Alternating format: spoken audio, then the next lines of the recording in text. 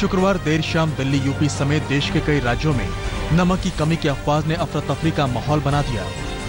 नमक का स्टॉक खत्म होने की अफवाह जल्द ही सोशल मीडिया के जरिए आग की तरह तेजी से फैली। जिसने जैसे सुना वो महंगे दाम पर नमक खरीदने दुकानों की ओर चल पड़ा। कहीं कहीं तो 400 रुपए तक नमक बेचा गया। नोटबंदी से हो रही परेशानी से लोग अभी उबरे भी नहीं है कि नमक की अफवाह ने लोगों को परेशानी में डाल दिया है। नमक का स्टॉक खत्म होने की अफवाह पर भड़के लोगों ने दिल्ली के शाहीन बाग इलाके में डीटीसी की 3 बसों में तोड़फोड़ की। तोड़फोड़ की खबर सुनकर भारी तादाद में पुलिस बल को तैनात कर दिया गया है। नमक की कमी की अफवाह की खबर यूपी में भी आग की तरह फैल गई। इटावा की गल्ला मंडी में भीड़ ने नमक की दुकान में जमकर लूटपाट की। वहीं राजधानी लखनऊ में नमक खरीदने वालों का तांता लग गया था। इलाहाबाद, कानपुर, फिरोजाबाद समेत कई शहरों में नमक पर अफवाह से लोग परेशान देखे गए। कानपुर में 400 रुपए तक दुकानदारों ने नमक बेचा और बेकाबू लोगों पर पुलिस ने लाठी चार्ज भी किया। यूपी के ADG law and order Daljit Chaudhary ने अफवाहों से बचने की अपील की। नमक पर अफवाह के चलते महाराष्ट्र के बुल्ढाना में लोगों ने नमक की बोरियां खरीदने के लिए दुकानों के सामने लाइनें लगाईं, जिसके चलते 250 से 300 रुपए तक नमक बेचा गया। मुंबई में नमक को लेकर लोगों में मारामारी तक हो गई। औरंगाबाद में लोगों ने धड़ाधड़ 200 से 300 रुपए देकर नमक को खरीदा। बिहार के सहरसा, दरभंगा समेत कई जिलों में नमक खरीदने के लिए होड़ लग गई थी। दरभंगा में तो नमक की बोरियां लेकर घर की ओर भागते लोगों को देखा गया। पुलिस ने कई जगहों पर हालात काबू में करने के लिए लाठीचार्ज भी किया। उत्तराखंड के उधम सिंह नगर, ऋषिकेश में भी नमक के लिए लोगों में अफरा तफरी देखी गई, जिसके चलते दुकानदारों ने 300 रुपए प्रति किलो तक नमक बेचा। उधम सिंह नगर में 120 रुपए का कट्टा 1600 रुपए तक बेचा गया। प्रशासन ने दुकानदारों को सही दाम पर नमक बेचने का निर्देश दिया है, जबकि ऋषिकेश में साल 2008 का पैकेट भी लोगों ने आनन फानन में खरीद लिया। नमक की कमी की अफवाह पर केंद्रीय खाद्य आपूर्ति मंत्री रामविलास पासवान ने साफ किया कि देश में नमक की कोई कमी नहीं है। पासवान ने अफवाह को केंद्र सरकार की छवि खराब करने की साजिश बताया। साथ ही राज्य सरकारों से मामले में कड़ी कार्रवाई करने को कहा। 500,000 के नोटों को बदलने और पैसे निकालने के लिए सरकार के निर्देश पर आज और कल भी सभी बैंक खुले रहेंगे। हालांकि शुक्रवार को बैंकों के आगे भारी भीड़ देखी गई। कई बैंकों में समय से पहले कैश खत्म हो गए, जिसे लोगों को लौटना भी पड़ा। कई बैंकों के सामने रैपिड एक्शन फोर्स को तैनात किया गया है। नोटबंदी के बाद आज एटीएम खुलने का दूसरा दिन है। शुक्रवार को पूरे देश से लगातार ये शिकायतें आई थीं कि कहीं एटीएम खराब मिले तो कहीं कैश का संकट था। एटीएम के सामने हालात काबू में करने के लिए दिल्ली एनसीआर समेत देश के तमाम हिस्सों में पुलिस और सुरक्षा बलों की तैनाती की गई है। बैंकों ने आज एटीएम के हालात बेहतर होने का दावा किया है। 500 और 1000 के पुराने नोटों के इस्तेमाल पर लोगों को राहत पहुंचाने के लिए केंद्र सरकार ने समय सीमा को 72 घंटों के लिए बढ़ा दिया है। पेट्रोल पंप, सरकारी अस्पतालों, railway booking centre, bus station, airport पर पुराने बड़े नोट इस्तेमाल में लाए जा सकते हैं। सरकार ने नेशनल हाईवे पर आवाजाही आसान बनाए रखने के लिए टोल टैक्स पर छूट की सीमा 14 नवंबर तक के लिए बढ़ाने की घोषणा की है। सोने के बदले 500 और 1000 के पुराने नोट बदलने के गैर कानूनी धंधे पर आयकर विभाग ने शुक्रवार को दिल्ली से लेकर देश के तमाम शहरों में छापेमारी की। राजस्व सचिव के मुताबिक प्रवर्तन निदेशालय ने देश भर में 67 फॉरेक्स डीलर के यहाँ सर्वे किया और काले धन को लेकर पड़ताल की। आयकर विभाग ने बैंकों से 2.5 लाख से ज्यादा पैसे जमा करने को लेकर रिपोर्ट भी मांगी है। एक्साइज विभाग ने 25 शहरों के 600 ज्वेलर्स से सोने की खरीद फरोख्त का ब्यौरा मांगा है। 500,000 के नोट बंद करने के खिलाफ दिल्ली के कई बाजारों में सन्नाटा छाया रहा। सरकार के फैसले के विरोध में पुरानी दिल्ली के सभी बाजार बंद रहे। करोल बाग इलाके के गहनों के कारोबारियों ने छापेमारी के डर से दुकानें बंद कर दिए। चांदनी चौक व्यापारी संघ ने बैठक करके प्रधानमंत्री को ज्ञापन देने का फैसला किया है।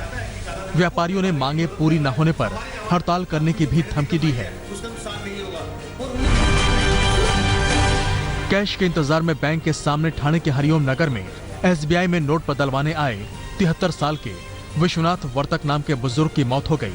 वर्तक सुबह 11 बजे से बैंक आए थे। उस वक्त बैंक में लंबी कतार लगी थी। भीड़ देखकर बुजुर्ग ने बैंक से बुजुर्गों के लिए अलग लाइन लगाने की गुहार लगाई, लेकिन किसी ने उनकी एक नहीं सुनी। बताया जाता है कि लंबे इंतजार के बाद बुजुर्ग चक्कर खाकर जमीन पर गिर गए। उन्हें तुरंत नजदीकी अस्पताल में ले जाया गया, जहां डॉक्टरों ने उन्हें मृत घोषित कर दिया।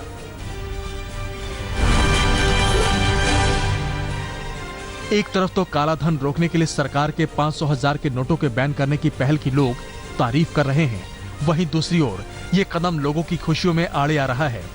नोटबंदी के बाद कई शादियों पर संकट खड़ा हो गया है।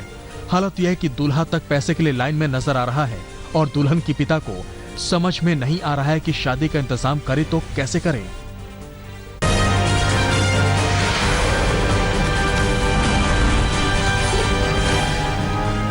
प्रधानमंत्री नरेंद्र मोदी की जापान यात्रा का आज तीसरा दिन है। ऐतिहासिक परमाणु करार के बाद आज प्रधानमंत्री मोदी ने जापान के पीएम शिंजो एबे के साथ कोबे तक बुलेट ट्रेन में यात्रा की। दोनों प्रधानमंत्री बुलेट ट्रेन बनाने वाली कावासाकी हेवी इंडस्ट्रीज का दौरा भी करेंगे। पीएम मोदी बुलेट ट्रेन की N700 सीरीज को भी देख सकते हैं, जो 400 किलोमीटर प्रति घंटे की रफ्तार से चलने में सक्षम है। शुक्रवार को पीएम मोदी और शिंजो एबे की मौजूदगी में परमाणु डील समेत कई अहम करार पर दस्तखत हुए। जापान ने एनर्जी की सदस्यता पर भारत को समर्थन देने का ऐलान किया। भारत और जापान ने आतंकवाद को लेकर भी एकजुटता की प्रतिबद्धता दिखाई। आज लखनऊ में बीजेपी अध्यक्ष अमित शाह यूपी के मन की बात अभियान की शुरुआत करेंगे। विधानसभा चुनाव के चलते बीजेपी ने पीएम के मन की बात की तर्ज पर यह अभियान शुरू करने का फैसला किया है। आज दोपहर 3 बजे अमित शाह लखनऊ के सरस्वती विद्यालय से कार्यक्रम को लॉन्च करेंगे। नोटबंदी के केंद्र सरकार के फैसले पर सियासत पूरे शबाब पर है। बीजेपी अध्यक्ष अमित शाह के शुक्रवार के बयान को लेकर आज दिल्ली सीएम केजरीवाल पलटवार की तैयारी में हैं।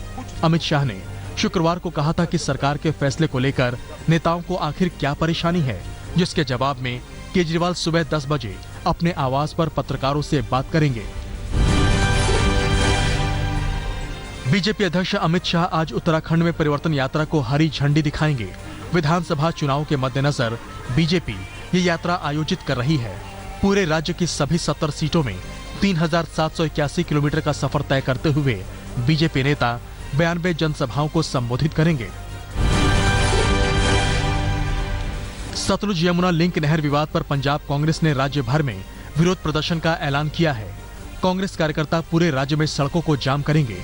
सुप्रीम कोर्ट के फैसले पर पंजाब कांग्रेस ने कहा है कि पूरे मामले में किसी फैसले को लागू करने के पहले ट्रिब्यूनल का गठन किया जाए, जो पानी की उपलब्धता को लेकर विचार करे। केंद्र सरकार ने हाईकोर्ट के जजों की नियुक्ति को लेकर 77 में से 34 नामों को मंजूरी दे दी है। सरकार ने सुप्रीम कोर्ट में सुनवाई के दौरान ये जानकारी दी। जजों को नियुक्ति के लिए गठित कॉलेजियम ने 77 नामों की सिफारिश की थी। सरकार ने बाकी 43 नामों को वापस भेज दिया है।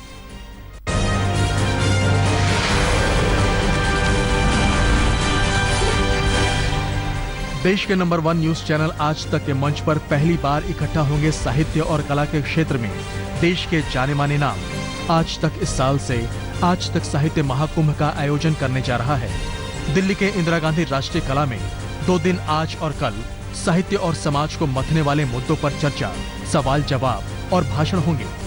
2 दिनों के इस आयोजन में देश के 100 से ज्यादा जाने माने लेखक, साहित्यकार, कवि, कहानीकार, नाट्यकार और कलाकार आमंत्रित हैं।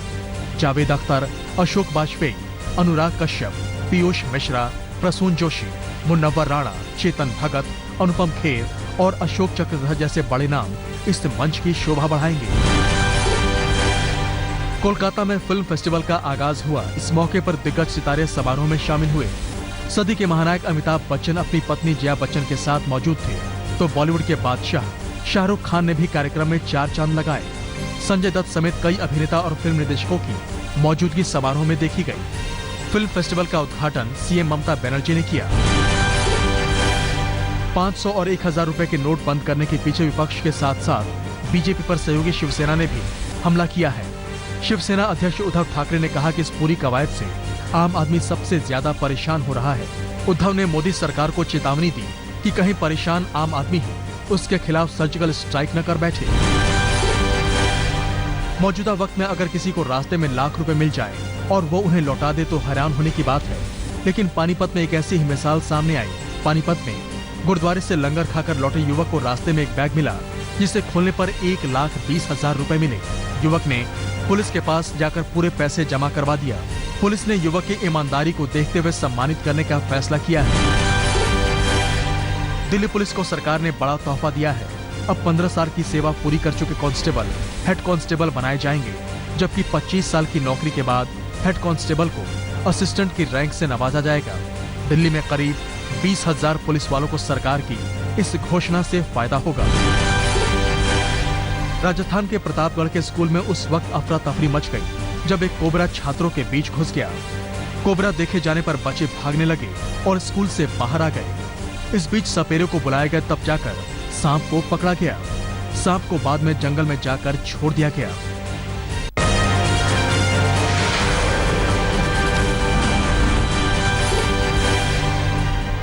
साउथ ईस्ट दिल्ली पुलिस ने सीसीटीवी की मदद से अलग अलग इलाकों से 8 शातिर चोरों को धर दबोचा है।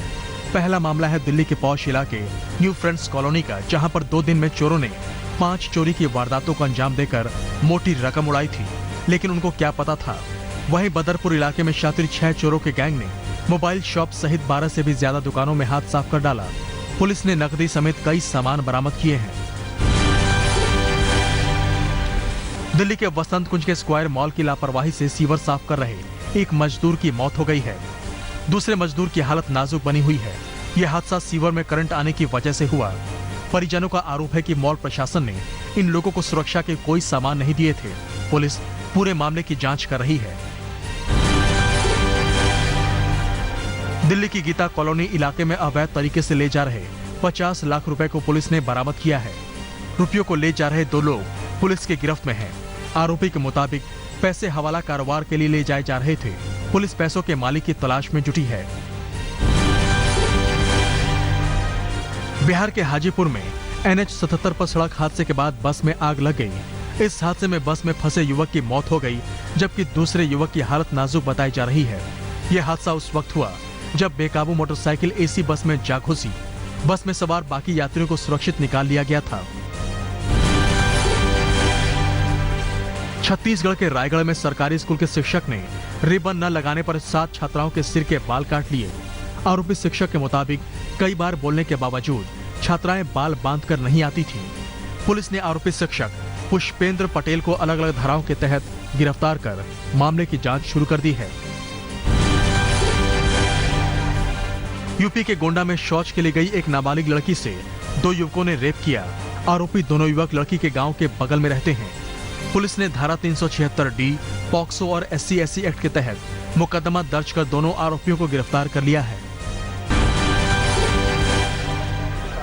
गाजियाबाद के मुरादनगर के इंजीनियर कॉलेज में सेकेंड ईयर के छात्र की हॉस्टल की दूसरी मंजिल से गिरकर संदिग्ध मौत हो गई। साथी छात्रों के मुताबिक वो काफी परेशान रहता था। छात्र ने कॉलेज में ब्रांड बदलवाने की कोशिश की थी, लेकिन कॉलेज ने मना कर दिया था। छात्र के परिजनों ने वारदात के लिए कॉलेज प्रबंधन को दोषी ठहराया है। घटना के बाद पुलिस ने जांच शुरू कर दी है। झारखंड के धनबाद में पिकनिक मनाने आए परिवार को 2 दिन तक बंधक बनाकर 16 साल की नाबालिग से गैंगरेप किया गया। बदमाशों ने हाथ पैर बांधकर माता पिता के सामने गैंगरेप को अंजाम दिया। पीड़ित परिवार छत्तीसगढ़ के तोपचांची झील पिकनिक मनाने आया था। गांव वालों की जानकारी पर पुलिस ने पीड़ित परिवार को बदमाशों के जंगल से आजाद कराया। गैंगरेप के 7 आरोपियों में से एक को पुलिस ने गिरफ्तार कर लिया है।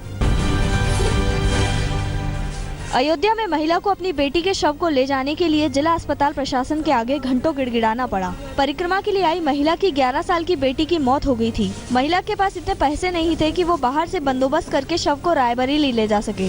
अस्पताल के कार्यवाहक अधीक्षक ने नियम का हवाला देते हुए एम्बुलेंस को जिला अस्पताल के बाहर भेजने में असमर्थता जताई।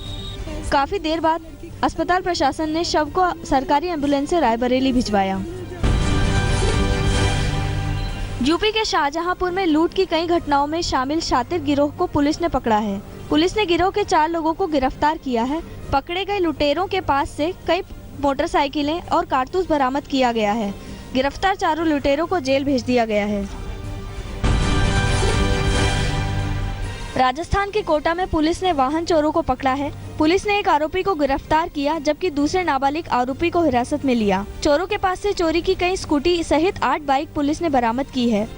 दोनों बदमाश मौके पर चोरी की बाइक को बेचने के इरादे से घूम रहे थे। पुलिस दोनों आरोपियों से पूछताछ कर रही है।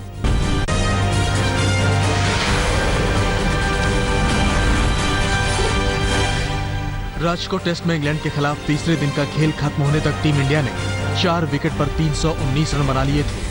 क्रीज पर कप्तान विराट कोहली 26 रन पर नाबाद है। भारत अभी भी इंग्लैंड की पहली पारी के स्कोर 537 रन से 218 रन पीछे है और फॉलो बचाने के लिए 18 रनों की दरकार है।